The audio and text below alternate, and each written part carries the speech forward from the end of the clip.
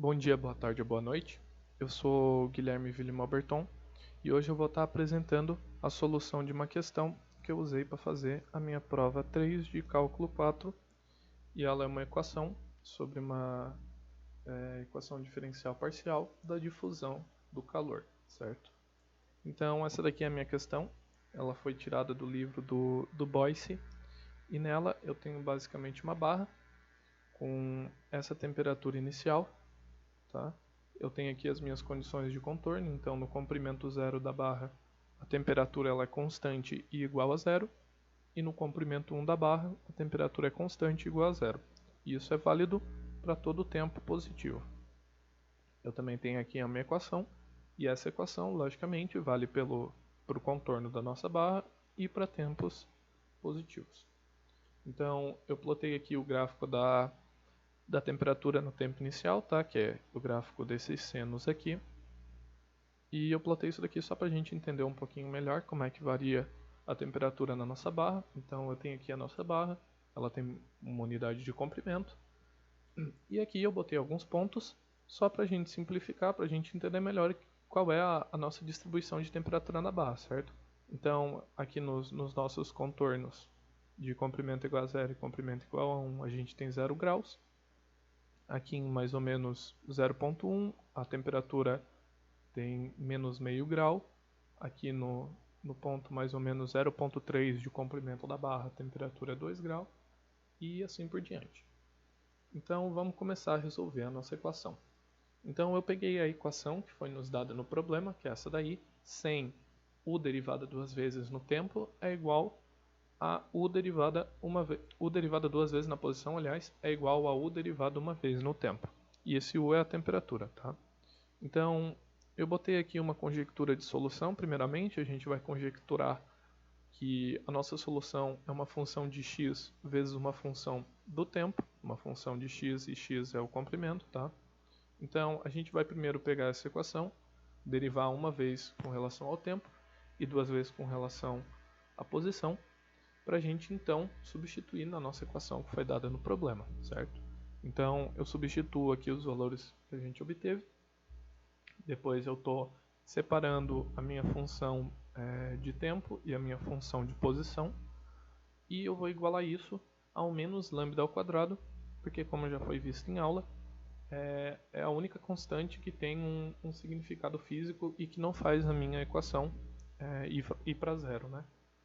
Então, eu vou separar daí essas duas equações como se elas fossem duas equações ordinárias, normais, tá? E daí eu vou resolver elas também normalmente por EDO, certo? Então eu encontro a solução das duas, e como a gente conjecturou, para ter a nossa solução total, a gente vai ter que multiplicar essas duas equações. Então quando a gente multiplica elas, eu obtenho essa equação, e eu botei aqui o sinal de somatório, porque a gente sabe que vão existir infinitos lambdas, infinitos a's e infinitos b's, que podem ser solução para a nossa equação. Agora então vamos começar a resolver de fato ela, tá? Encontrar todas as nossas constantes.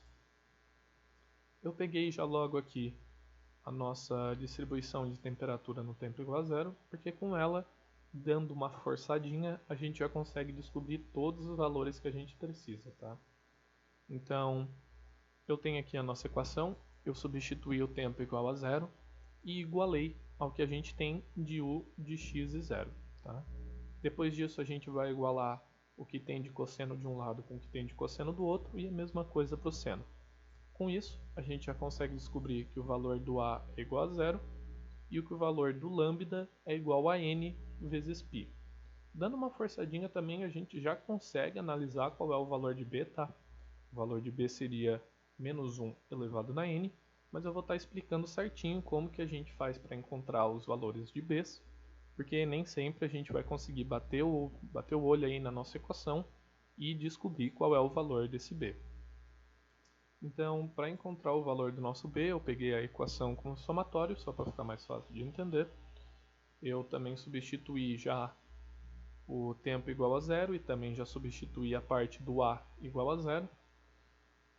Então eu também vou igualar a minha equação ao tempo, a condição de temperatura inicial, né, no tempo igual a zero. E daí aqui a gente vai fazer uma multiplicação dos dois lados por seno de k π x e integrar entre os nossos contornos, né? Que seria o contorno de 0 de comprimento até 1 de comprimento. Com isso, a gente já consegue obter o valor de k, que ele vai ser um valor igual a n, porque se isso não fosse atendido, implicaria que essa minha parte aqui da equação, né? Se eu tenho um n diferente do k, essa integral aqui dá zero, e isso implicaria que o nosso bn é zero. E como o nosso bn seria zero, a minha equação toda viraria zero e eu não teria equação, porque o nosso a também é zero, né? Então isso já implica que o n é igual a k. Depois disso, a gente vai pegar essa equação e vamos realmente resolver ela.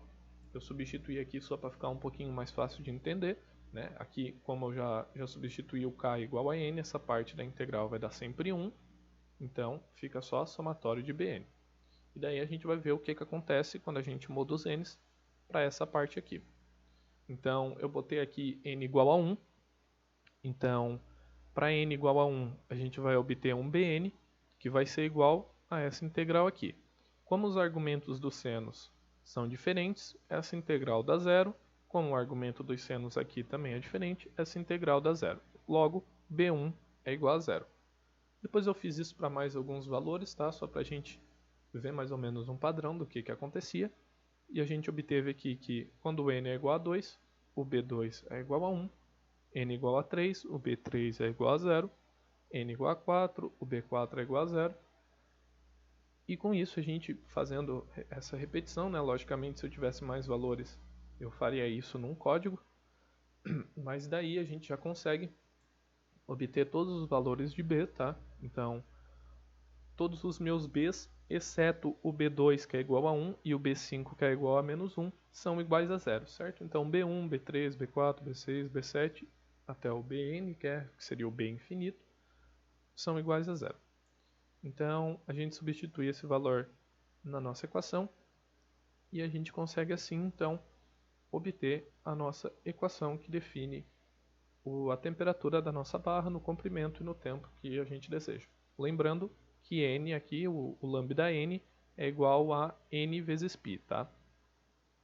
Então agora eu vou mostrar um pouquinho do código que eu fiz aqui em Python para a gente ver como que seria a relação do tempo variando e o que isso implica na nossa temperatura no comprimento da barra.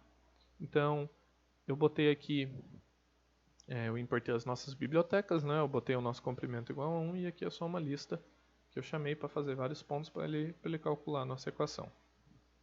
Então, essa parte aqui eu vou deixar para rodar só no finalzinho, tá? Porque ainda mais agora gravando ela demora um pouco para acontecer. E daí eu só vou mostrar, né? Botar para rodar para mostrar que esse gráfico é realmente isso daqui que eu estou mostrando.